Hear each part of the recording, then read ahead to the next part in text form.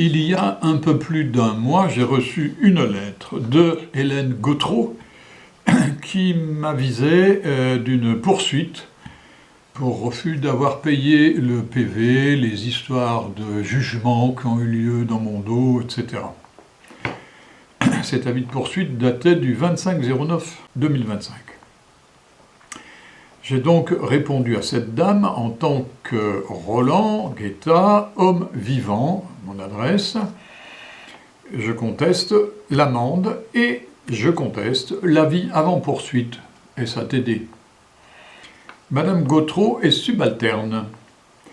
Je conteste l'amende qui m'a été adressée le 25/09/25 sous la référence 08, etc., etc., au motif qu'elle ne sanctionne pas un dommage causé à un tiers, mais un prétendu manquement aux conditions d'une licence conditionnelle imposée par l'État pour l'usage des routes publiques.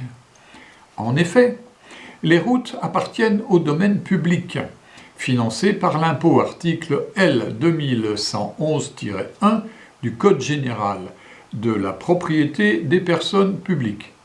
Elles ne sauraient être transformées en biens marchands soumis à des conditions d'exploitation exclusives.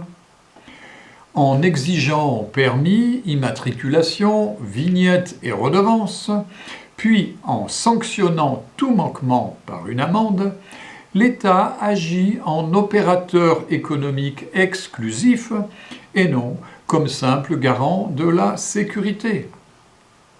Cette situation correspond à un abus de position dominante tel que défini à l'article L. 420-2 du Code de commerce, lequel prohibe toute exploitation abusive d'une position dominante sur un marché. Dès lors, je demande à l'autorité poursuivante de prouver que la sanction en question repose sur la protection d'un droit fondamental, sécurité, santé publique, intégrité d'autrui, et non sur la simple préservation d'un monopole économique.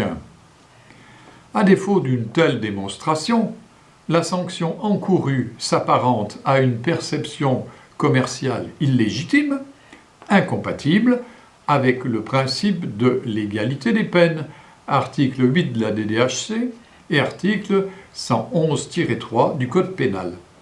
Je vous prie donc de vouloir bien annuler la procédure engagée.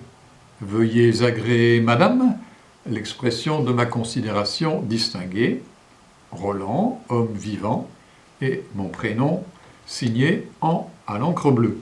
Pièce jointe, mon certificat de naissance enregistré à la CLC ou TDCFR. 2. Le document explicatif qui accompagne le certificat de naissance. 3.